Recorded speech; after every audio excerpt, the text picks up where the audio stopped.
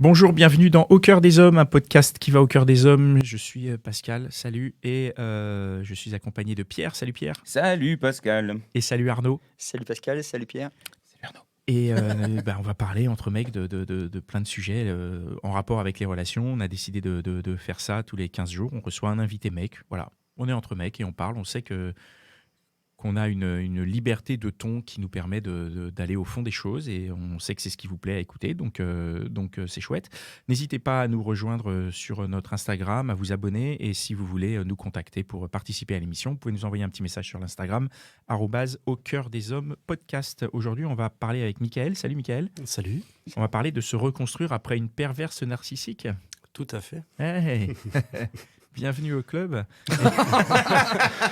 C'est donc fréquent, c'est ça? Ah, écoute, Je ne le savais pas. Il y a combien quoi? C'est fréquent les vas-y. perverses narcissiques? Toi, tu as eu une expérience après une perverse narcissique? Non, j'en ai pas eu. Non, donc ok, donc on est à 75%, donc. Et toi? Je ne sais pas en fait. Tu sais pas. Bon, on est à 50%, c'est déjà pas mal. Alors ça veut dire oui. Déjà moitié. Ah oui, Ça veut dire Eh que ben, je ne sais pas, ça veut dire oui. Tu on sais est très à bien. 60. Non, on peut pas dire ça. Je ne sais pas, ça veut dire je ne sais pas. Mais Nous exactement. sommes dans l'ère du consentement. C'est pour l'embêter. C'est pour Je sais, je te taquine, je veux juste pas qu'on Oui. soit. justement, Oh, on s'en fout en fait. ce qui est important, c'est de comprendre du coup ce que c'est. Peut-être que je Oui, pourrais bien sûr. répondre à la fin de l'épisode. Alors, c'est quoi une perverse narcissique? Voilà. C'est quoi une perverse narcissique, Miguel, pour toi? Décris-nous. Je ne sais pas, c'est pour ça que je venais. C'était pour avoir une réponse à ma question. J'ai frappé à la porte. mais Je comprends la réponse, parce que j'ai vu de la lumière. Parce que, Ouais. voilà, on Non, il n'y a parlait pas de un peu lumière climat. ici, c'est complètement artificiel. C'est quoi une perverse narcissique? C'est quoi une perverse narcissique? Il y a plusieurs. Je pense qu'il y a autant de perverses narcissiques en tout cas de formes de perverses narcissiques que de perverses narcissiques. Un peu comme la classe ouais. de l'étoile. Je pense qu'il y a autant de fils que de voitures. C'est à peu près Ok. pareil. Il y a des dénominateurs communs. En fait, je me suis énormément documenté. J'ai regardé pas mal de vidéos. J'ai regardé des d'anciennes personnes qui étaient sous l'emprise de perverses narcissiques qui ont carrément fait une chaîne on va parler ça de coaching. De coaching pour se débarrasser de ces Pour se pervers débarrasser narcissiques, quoi. De l'emprise. ça, parce que c'est un vrai travail, c'est même un chantier. La reconstruction, elle est assez compliquée, elle est surtout longue. Je suis encore en reconstruction, mais je suis quand même assez à l'aise pour en parler aujourd'hui. Ouais, donc c'est sur pour la ça. définition, pour commencer, comme ça, on sait exactement à peu près, même si tu dis qu'il y a autant de perverses narcissiques que de formes Oui. de perversion, mais quels Alors, sont si les je reviens dénominateurs communs sur et les qu'est-ce qui- dénominateurs communs, c'est une personne qui est capable de vous manipuler d'une quelconque manière et de vous faire rentrer dans son monde avec une certaine forme et une forme certaine de soumission, c'est-à-dire que vous devenez complètement dépendant de cette personne. Ouais. Au quotidien, c'est-à-dire que Mais dépendant de quoi, par exemple? dépendant de cette personne, c'est-à-dire qu'elle est là pour vous couper de votre monde que vous avez pu construire, de votre famille, en critiquant votre famille, vos amis, en critiquant vos amis, comme quoi ce ne sont pas de vrais, de véritables amis. Ouais. Votre métier, votre façon de faire les choses. Voilà. Donc ça passe d'abord par une... Mais attends, parce qu'il y a quand même beaucoup de critiques là. Comment tu fais pour être en couple avec une personne qui te critique tout le temps? Alors, excuse-moi, je te coupe 2 petites secondes. Ouais. Avant de critiquer, je pense que c'est pas ce qu'il a dit. C'est une personne qui te fait croire ce qu'elle te dit à répétition. Parce Je qu'il a comprends pas la critiqué, différence. elle l'a pas critiqué lui, elle a critiqué ce qui l'entoure, donc pour l'isoler. Mais c'est du ce qu'il vient coup, de dire. regarde, moi, si je sors avec une meuf demain, elle me dit ouais, Pierre, il est comme ci, Pierre, il est comme ça, machin et tout, je vais dire Mais ferme Pierre, il est ta comme gueule, ça quoi. quand même. Hein. Bah. Faut dire. Eh bien, Non, mais tu très vois bien, ce que je je m'en veux vais. dire. S'il y a une tentative de Non, mais c'est pas- m'isoler, je suis pas- de Non, mais tu vois. alors, je vais le laisser parler, mais. Mais parce que je pense que la perversion est là, c'est-à-dire c'est d'arriver à faire ça Ouais. sans que ça se voit. Et comment tu fais? Quel est le tour de magie? Alors D'arriver ça, à c'est une t'isoler fille- des gens que tu aimes en te faisant croire que c'est pour ton bien, quoi. On va dire que c'est une finalité pour ces personnes-là. Mais ça passe d'abord par une phase de séduction, par une phase de je t'en mets plein la vue, je te drague, t'es le plus beau, t'es le plus fort. Ce que tu fais, c'est génial. Et en fait, tu es défini par des superlatifs. C'est toujours comme ça. T'es le plus beau, t'es le plus fort. J'ai jamais vécu ça. J'ai jamais ressenti ça pour quelqu'un. C'est fantastique ce que tu me fais vivre. Donc du coup, je te montre le meilleur aussi de ce que je suis capable de faire quand je suis en couple et quand j'aime une personne. Et au fur et à mesure du temps, s'installe ce travail de soumission, de petites critiques qui arrivaient comme ça au matin, au midi, au soir. C'est-à-dire que tu te réveilles plutôt avec une boule au ventre pour savoir quand est-ce que ça va éclater. Et au fur et à mesure du temps, c'est bien ancré. C'est une communication qui c'est souvent du monologue. C'est du matraquage. C'est vraiment du matraquage. Et donc ça vient au fur et à mesure du temps. Voilà, les mots ne sont pas agressifs directement. C'est enrobé. C'est enrobé. Et surtout, Ouais. ça vient après une phase de piédestalisation où Tout du à coup, fait. tu es un peu sécurisé, tu es un peu bien, et tu Ouais. perçois pas la violence du propos qui Non. est d'autant plus enrobé. C'est-à-dire que là, tu baisses complètement ta garde. Mhm. Du coup, ça Puisque donne t'es- l'impression que c'est pour ton bien, que tous ces propos sont tenus. Par exemple, tes amis, on va te protéger de tes amis parce qu'en fait, ils sont pas bien et tu mérites vraiment mieux que ça, etc. et tout. C'est ce genre de discours. Oui, parce que, au cas où il pourrait justement voir l'entourloupe, on va te couper du monde, on va te couper de tes amis, au cas où.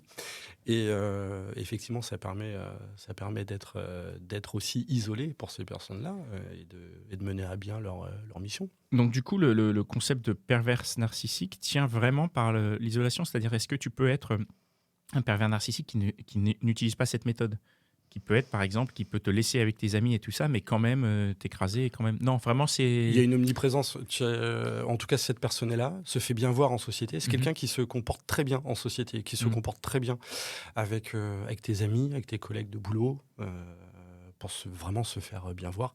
Et une fois que la porte est fermée de la voiture ou de l'appartement ou de la maison, enfin, que sais-je, c'est le Ou de la masque cave. C'est poker ou de la face, cave ou de la cave. Oui. C'est le Ouais, alors, masque c'est qui un tombe. autre niveau là. Alors, c'est le masque qui tombe et pas que le masque. la première question, du coup, c'est comment on réalise qu'on est victime de ça. Alors ça dépend. Moi j'ai mis, j'ai mis pas mal de temps. J'ai mis plus d'un an. Plus Et- d'un an parce que. T'as mis un an à réaliser? Ouais, et un an où j'ai connu une violence verbale et physique. Ah oui. Donc ça a été très très compliqué pendant plus d'un an. Mais C'était quoi l'élément déclencheur? Puisque tu dis que tu as mis un an à t'en rendre compte. Est-ce qu'il y a un élément déclencheur à partir duquel tu t'es dit dans un an, enfin, Oui. où tu t'es dit il y a un an, je me suis rendu compte de ça. Quel a été l'élément moteur? parce que ça devenait de plus en plus fréquent et que c'était une violence quasi quotidienne. C'est-à-dire violent, comment? Tu te faisais taper ou tu te faisais Ah oui, juste oui. insulter? Ah ouais, non, tu je te me faisais frapper et tout? Ah oui, oui, insulté et frappé, où il y a des moments où je Mais me frapper retrouvais- comment? C'était genre quoi? C'était quel genre? Non, parce que tu vois, est-ce que Alors- c'était genre, elle te mettait des coups dans l'épaule, tu vois, parce qu'il y a des frappes. Alors- Je sais qu'il y a différents niveaux et des fois, tu Il y as a des différents frappes niveaux. qui sont. Voilà. Est-ce Oui. que vraiment, elle te mettait des uppercuts? Comment ça se Ah, je me déroule? suis pris alors des uppercuts si tu veux, mais on peut appeler ça des coups de poing, oui. Ah ouais? Où je me suis retrouvé même à prendre les petits pois congelés Picard pour me les mettre sur la joue parce que j'avais un hématome. Je me suis retrouvé plus d'une fois dans le coin de l'appartement à attendre que ça passe. Mais qu'est-ce que tu avais fait pour mériter ça? Justement. Je suis désolé. Mais tu culpabilises C'est et tout, fou, c'est-à-dire qu'à la fin, alors je suis pas parfait, hein, tout le monde commet des erreurs, mais effectivement pour avoir une sanction comme celle-ci, c'est là justement où tu te rends compte que même si tu es le pire des connards, tu mérites pas ça. C'est-à-dire que à 4 ou 5 reprises, je suis parti, mais cette personne a réussi À te faire revenir. à me faire revenir avec un chantage affectif. Comment on l'a Chantage fait affectif, c'est quoi? Pardon, excuse-moi. Radon. Ah bah c'est chantage affectif, c'est-à-dire que quand je revenais, cette personne s'enfermait 48 heures dans une pièce, la salle de bain ou la chambre, voilà, et ne mangeait pas, ne dormait pas, sortait juste pour prendre des médicaments. Et, Elle se laissait mourir un peu? Bah, comme ça lui Complètement. permet de l'accuser lui. bien sûr, Donc il est coupable. Ouais, mais quand t'es mort, il n'y a plus personne qui t'accuse. Ouais, mais ils n'iront C'est pas pas jusque-là. C'est ça le pervers narcissique. Ne faites pas ça chez vous. Hein. Parce qu'il sait que tu vas pas laisser ça. Parce que toi, t'es normal, donc tu ne laisses pas les gens mourir. Bah, J'ai Alors vécu là, ça. pas de généralité, Pierre. J'ai vécu ça, pas de généralité, mais le chantage, ça a été viens, sinon je me tue, je suis pas venu. Hein. Ah oui, non, mais oui. Je Alors, suis mais pas parce, venu. que, mais parce que tu sais qu'elle ne va pas. Je savais rien. Je sais juste que non. Parce qu'en vérité, les gens, c'est des menaces, mais Oui, c'est des menaces. qui ne vont jamais jusqu'au bout des choses. Parce que sinon, c'est pas. Je leur souhaite. Mais en tout cas, moi, mon principe, c'est de me dire, tu me rendras pas responsable. Ah oui, non, Tu n'y bien sûr. arriveras pas. Mais, Il y aura pas. mais Et, si et je c'est- dormirai pas mal en me disant ah, elle s'est réussie, la pauvre. Bah, Ouais, mais ça, c'est quand il y a le chantage affectif qui est unique. Ouais. Quand c'est du pervers narcissique, c'est sur la durée. Donc en fait, Ouais, ça d'accord. s'installe. Et toi, au fur et à mesure, tu es persuadé que tu es coupable de toute façon de son mal-être. Alors qu'en vérité, c'est cette personne qui te rend mal. Donc en vrai, tu vois ce que je veux dire, c'est faire deux tableaux, quoi. Enfin, pour que tu sois vraiment perdu en vérité. C'est ça, complètement. Et tu as toujours cette communication qui est ultra violente. C'est-à-dire que t'es le plus beau, t'es le plus fort, et puis quand ça va mal, t'es un monstre. Tu pourris sa vie. Et tu sais absolument rien faire. T'es le dernier des idiots, quoi. Donc t'as un contraste, c'est complètement antinomique. Donc t'as les deux discours, et t'es complètement perdu. Et tu viens même pas quand je te fais un chantage au suicide. Vraiment, on va voir les stats à la fin. On va reparler du compteur. Hein. Je suis désolé. Si tu fais ça, appelle les pompiers avant de m'appeler parce que c'est pas moi qui vais venir taper à la porte. Hein. J'ai déjà vécu ça, j'avoue. C'est dur. Moi, j'ai déjà vécu ça pour moi. J'ai une copine qui l'a vécu jusqu'à ce qu'elle se prenne beaucoup de patates dans la gueule et des coups de couteau et tout. Ça est allé très loin. Ouais. Et la personne se mettait des coups de couteau aussi pour faire croire que c'était elle qui les mettait. Comme ça, la police, ça lui permettait de. C'était allé très loin. Et j'en ai une autre qui envoyait ça à son copain. Elle était un peu comme ça. Elle envoyait des photos où elle se mettait sa tête dans les sachets, mais en fait, il se passait rien. Elle envoyait des photos comme ça. Et jusqu'au moment où il a décidé de nous montrer une photo et on lui a dit non, mais là, en fait, tu sais qu'il y a un problème là. Vous lui avez conseillé quoi, de bloquer le numéro ? Non, mais il lui disait mais elle est mal dans sa vie, elle est mal dans sa peau, elle vit des choses horribles, elle me le répète tous les jours. Donc en fait, elle me reproche de ne pas suffisamment être là. Et je lui dis mais t'es tout le temps là. Enfin, je veux dire, t'es tout le temps en train de lui offrir des trucs, de tout le temps être présent. Tu n'as jamais fait autant d'efforts pour une personne. Ah, d'accord. Donc il y a un souci. Ouais. Et c'est là qu'il a dit ok. Alors lui par contre ça a été un peu plus radical parce qu'il lui a dit va te faire foutre. elle a menacé, elle a sorti plein de photos, plein de trucs qu'elle pouvait utiliser contre lui, mais il a dit en fait je m'en fous. Je préfère encore aller en tôle ou je ne sais quelle connerie que de. Et du coup elle l'a pas fait parce qu'elle s'est dit en fait j'ai perdu. Donc il y a eu un. Pas d'accroche. Du coup, à quel moment tu as réussi à trouver la porte de sortie ?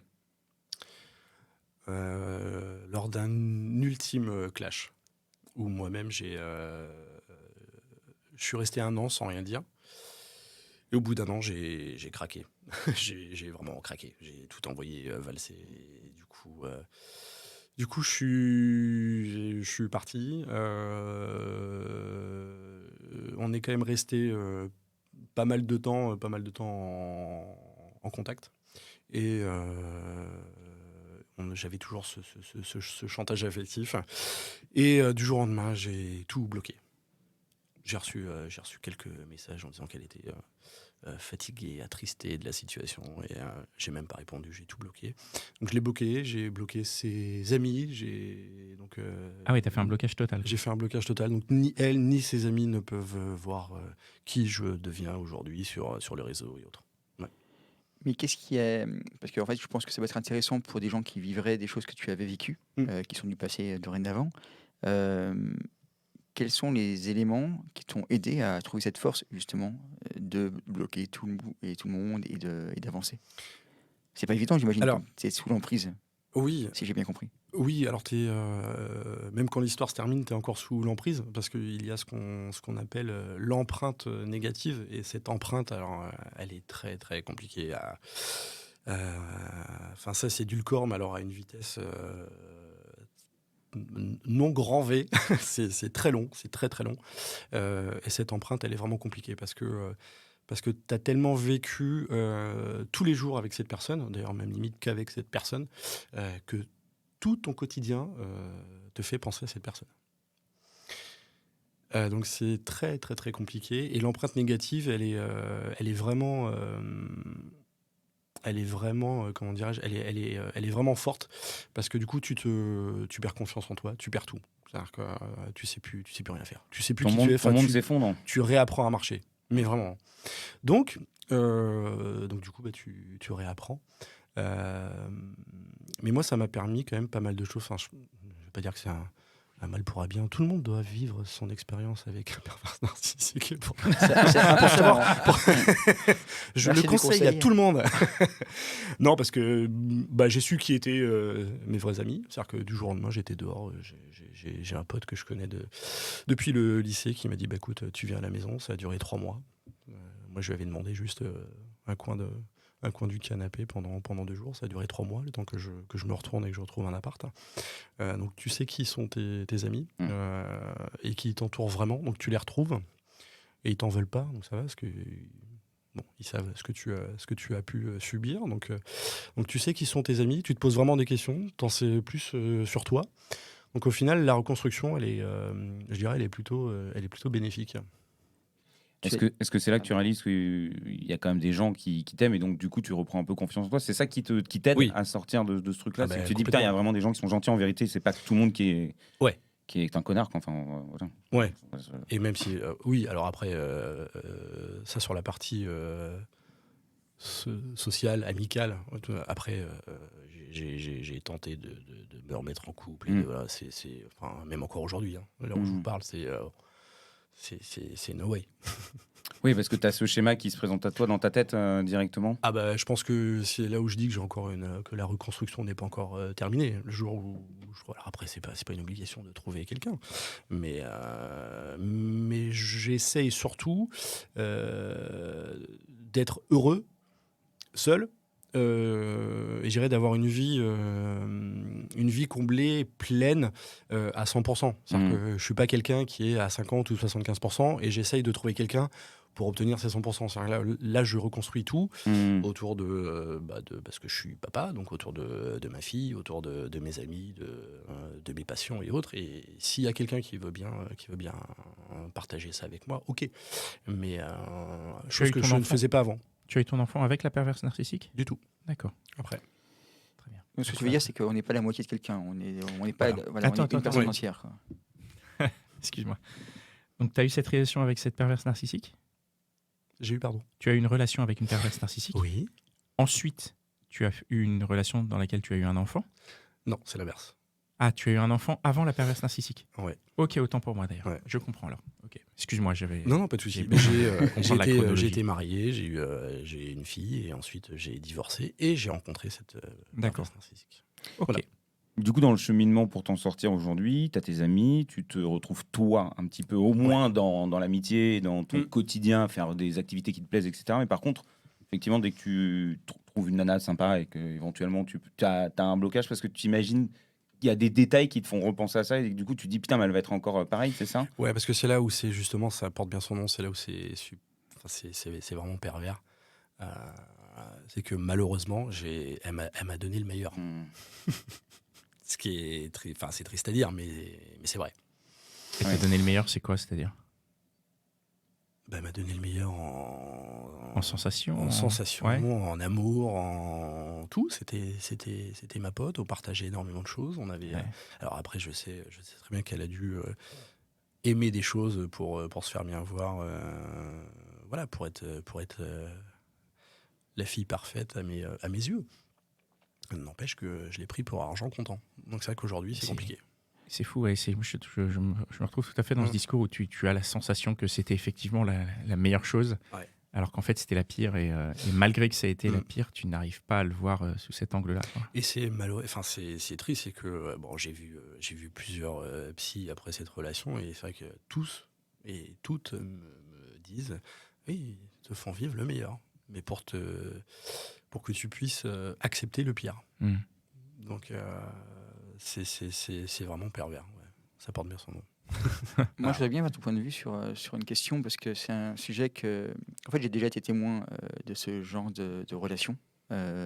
Et donc, je me suis documenté. Voilà, et c'est difficile, même de l'extérieur, quand tu te rends compte de cela, de mettre le doigt dessus aux gens qui sont concernés, parce qu'en fait, t'es pas psy, quoi. Moi, je suis pas psy, donc du coup, c'est délicat. Mais en même temps, tu vois les choses qui se passent de l'extérieur. Est-ce que tu penses, comme j'ai pu le lire, tu disais en plaisantant que tout le monde devrait vivre une relation avec une perverse narcissique. Évidemment, c'est de l'humour. Est-ce que tu penses que tout le monde peut vivre ce genre de relation, ou est-ce que tu penses qu'il y a un public qui a un terreau fertile à ce genre de problème? Oui, c'est vraiment une bonne question parce qu'il y a, il y a un profil, effectivement, qui est la proie idéale pour les pervers narcissiques. C'est toutes les personnes qui sont comme moi, hein, qui sont hypersensibles. Voilà,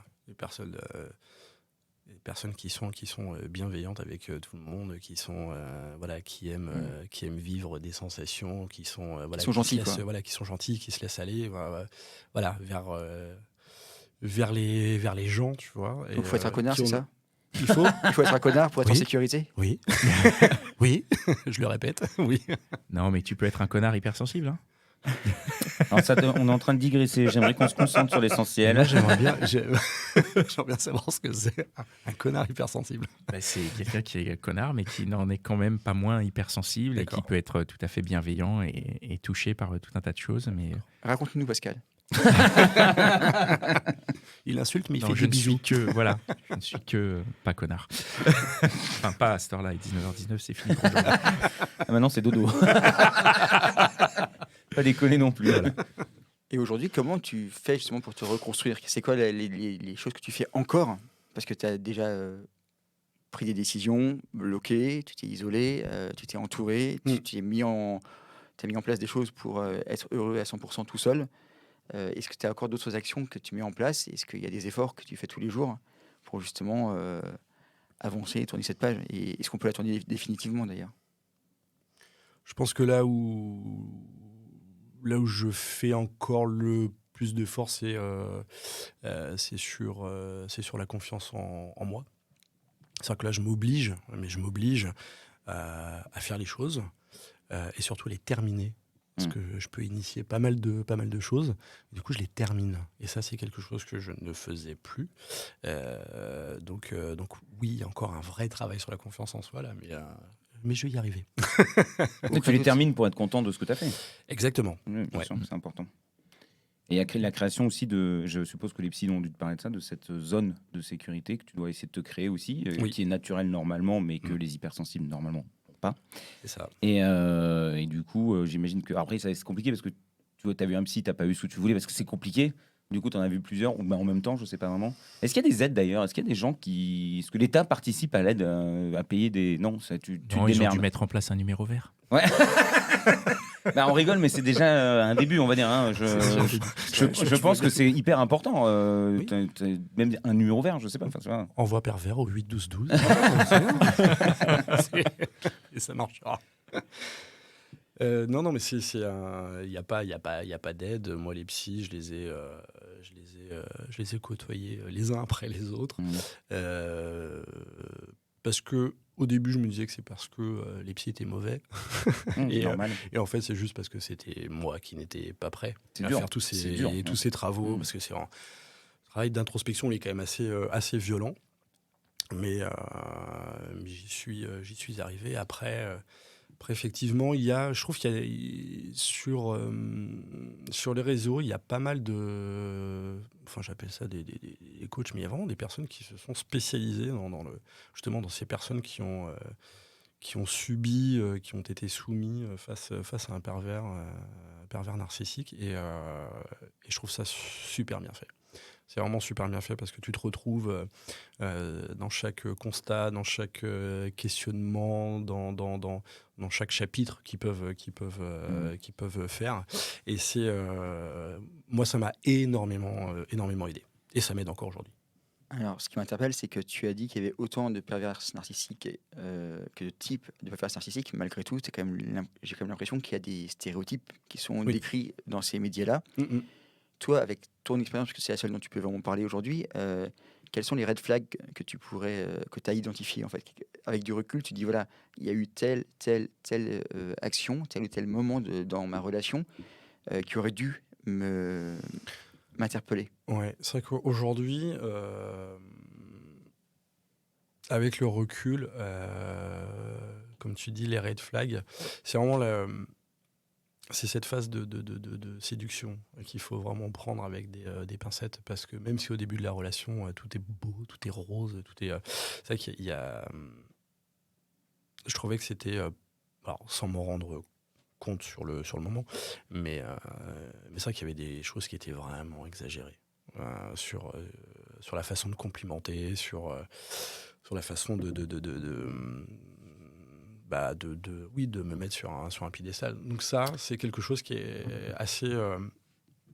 assez flagrant, je dirais, dans le comportement de chaque personne narcissique. C'est vraiment de mettre la personne au-dessus des autres, vraiment de la mettre... et ça, c'est un vrai gros red flag. Et le second, c'est les changements d'humeur. Au début, je me disais, bon, c'est une personne qui est un peu lunatique, mais c'est vrai qu'il y avait des changements d'humeur qui étaient très soudains, qui pouvaient arriver pour diverses raisons, parfois des raisons toutes bêtes. Maintenant, avec le recul, je m'aperçois qu'elle se conditionnait, parce que c'était la deuxième ou troisième phase de sa manipulation. Mais ça, c'est vraiment des éléments auxquels il faut faire très attention. Ça fait flipper ce que tu es en train de dire, parce que sur le premier élément, en tout cas, le fait de faire des compliments dithyrambiques, etc., c'est quelque chose que je peux faire très facilement. Du coup, mais tu les fais pas sur la longueur, toi. Moi, c'est quand vrai je suis que t'as passionné tendance par à quelqu'un, quand je suis quelqu'un de très très entier, et quand je suis passionné par quelqu'un, je suis vraiment passionné. Et puis en Mais plus, 100% tu changes du temps. d'humeur aussi. Alors, Puis je me souviens, racontez-nous votre histoire. Hein, T'isoles les gens. Donc, Voilà. T'as plus d'amis d'ailleurs il y depuis a que tu 3 me red connais, flags. t'as remarqué. mais Non, mais c'est... après, il y a compliment et compliment. C'est-à-dire que là, je trouvais que c'était vraiment exagéré. C'était... alors, sur la personne, c'est vrai que ça fait toujours plaisir. L'ego boost, on en parle, on en reparle. C'est très plaisant. Mais même quand tu fais la bouffe... le fait de, je sais pas, ta façon de mettre l'huile d'olive ou autre pour faire le mousse ou la mayonnaise, à un moment donné, enfin, tu vois, tu te dis, bon, faut quand même pas exagérer. Quelqu'un qui complimentera ma cuisine, tout de suite, je l'aurais grillé. Immédiat. Hein. Ok. Bon, bah merci beaucoup. Vous avez d'autres questions? non, bon courage déjà. Ouais. Merci. Monsieur, Bonne bravo. continuation. Ouais. Merci d'être venu en parler. Merci de comme m'avoir ça, donné la parole, parce que ça fait toujours du bien d'en parler quand on est prêt. Donc, merci. Bah, merci à toi d'être venu. On a posé la question de savoir s'il y avait des aides. Nous, on n'en a pas idée, mais si vous connaissez des moyens d'aider les gens qui sont dans ces situations de questionnement, de recherche par rapport à une reconstruction après une histoire avec un ou une perverse narcissique, n'hésitez pas à nous les indiquer. On est joignable sur le Instagram @aucoeurdeshommes-podcast. Et voilà, n'hésitez pas à partager cet épisode autour de vous, partagez-le peut-être à un pervers narcissique, histoire qu'il comprenne que c'est de lui qu'on On l'a parle, grillé maintenant.